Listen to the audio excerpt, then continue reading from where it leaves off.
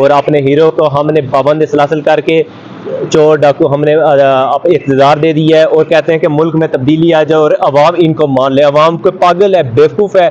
आजकल जो हमारी 60% से ज़्यादा हमारी जो यूथ है वो इतनी टैलेंटेड है कि ये पुराने जो 8वीं 10वीं पढ़ के हमें चलाना चाहते हैं या इस मुल्क को चलाना चाहते हैं, उनसे वो बहुत आगे की सोचते हैं। वो बहुत बाशऊर लोग हैं।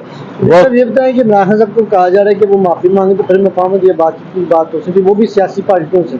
क्या कहेंगे? देखें, जो भी ये कर रहा है वो अवाम को और अदारों के दरमियान एक नफरत पैदा की जा रही है। इमरान खान साहब क्यों माफ़ी मांगे? इमरान खान साहब ने किया क्या? आज का दिन 9 जो मई है, उस दिन हुआ क्या? असल में किसी को पता इब्तिदा क्या हुई थी? इस जितना भी ये जो प्रोटेस्ट हुए थे, पुरतशद्दुद हुए या जो भी हुए, इसकी इब्तिदा कैसे हुई थी? इमरान खान साहब की गैर कानूनी गिरफ्तारी से, जिसको सुप्रीम कोर्ट ने गैर कानूनी डिक्लेयर किया था, उनको गिरबान से पकड़ा। आपने फॉर्मर प्राइम मिनिस्टर को, इस कौम के हीरो को, इस कौम के ब्रांड को, इस कौम के एसेट को आपने उसकी तजलील की, उसकी गिरबान से पकड़ा। उसको आप गैर कानूनी तरीके से अरेस्ट करके लेके जाते हैं और आप चाहते हैं कि अवाम भी ना बोले। ये बाशऊर अवाम है, इसको शऊर इमरान खान ने दिया हुआ, ये बोलेगी।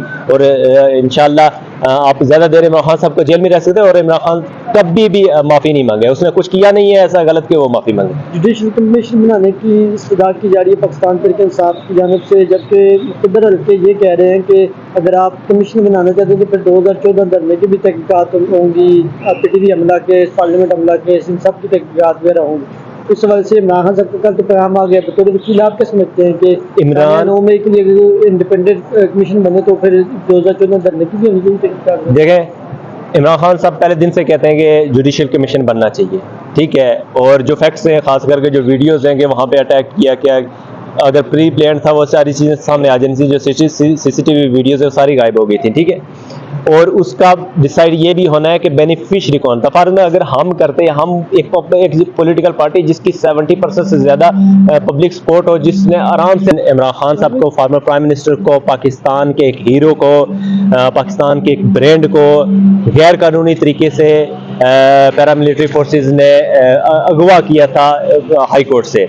और उसके बाद एक जो पब्लिक का रिएक्शन होता, पब्लिक कोई ट्रेंड नहीं होती कि वो जंगें लड़ें या आके एहतजाज की देखे किधर जाए। नहीं, उन लोगों को फिर एक साजिश के ज़रिए एहसास मकामात पर लेके जाके एक पूरी एक स्टोरी बनाई गई थी ताकि इमरान खान साहब की पॉपुलैरिटी को कंट्रोल किया जा सके, इमरान खान साहब को कंट्रोल किया जा सके और उन पे केसेस बनाए जा सके और उनको पाबंद सलासल किया। उसके बाद क्या हुआ? वही जो कंस्पिरेसी थी उस पर अमल हुआ और इमरान खान साहब को जेल में डाला गया। आज इमरान खान साहब पाकिस्तान के ब्रांड, पाकिस्तान के हीरो, पाकिस्तान के फॉर्मर प्राइम मिनिस्टर, और आज पाकिस्तान की कौम जिनको सबसे ज़्यादा पसंद करती है, 80% जो पॉपुलेशन है वो इमरान खान साहब के साथ खड़ी है। अब वो जेल में है।